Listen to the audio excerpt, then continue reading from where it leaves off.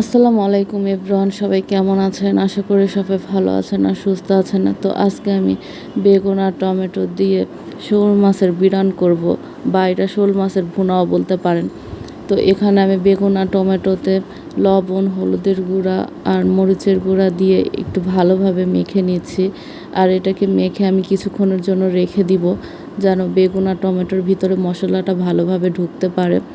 তো এই তো আমার মাখানো হয়ে গিয়েছে। আর এখানে আমি শোল মাছ ছোট ছোট করে নিয়েছি। আর এই শোল মাছে আমি হলুদের গুঁড়া, মরিচের গুঁড়া আর একটু লবণ মাখিয়ে ভেজে নিচ্ছি। আর এই মাছটা ভাজার সময় অবশ্যই একটু কড়কড়া করে ভেজে নেবেন।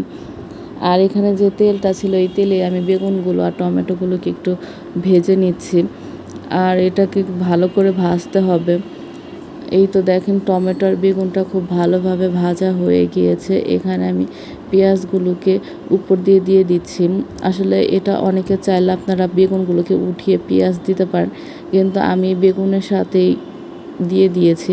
তাহলে বেগুন আর টমেটোর সাথে পেঁয়াজগুলো ভাজা হয়ে যাবে। আর এখানে আমি একটা বাটিতে আদা রসুন বাটা নিয়েছি 1 চা চামচ, হলুদের গুঁড়া এক চা চামচ, মরিচের গুঁড়া 1 চা চামচ, জিরা গুঁড়া 1/2 চা চামচ আর ধনিয়া গুঁড়া 1/2 চা চামচ আর স্বাদ মতো লবণ নিয়ে একটা পেস্টের মতো গুলিয়ে নিয়েছি। আর এই তো এখানে যে পেঁয়াজটা, টমেটোটার, বেগুনটা ভেজে নিয়েছি, তার ভিতরে আমি এই মশলার পেস্টটা দিয়ে দিচ্ছি, দিয়ে একটু নেড়ে চেড়ে মিশিয়ে নিচ্ছি। আর এরপর বাটিটা ধুয়ে একটু পানি দিয়ে দিচ্ছি, কারণ এখানে আমি বেশি পানি ব্যবহার করব না। আর এখানে যে কাঁচামরিচ দিয়ে দিচ্ছি আর মাছগুলো দিয়ে দিচ্ছি, কারণ এখন বেগুনটা, টমেটোটা অলরেডি হয়ে এসেছে, মাছও ভাজা দিয়ে নিয়েছে আমি কড়া করে।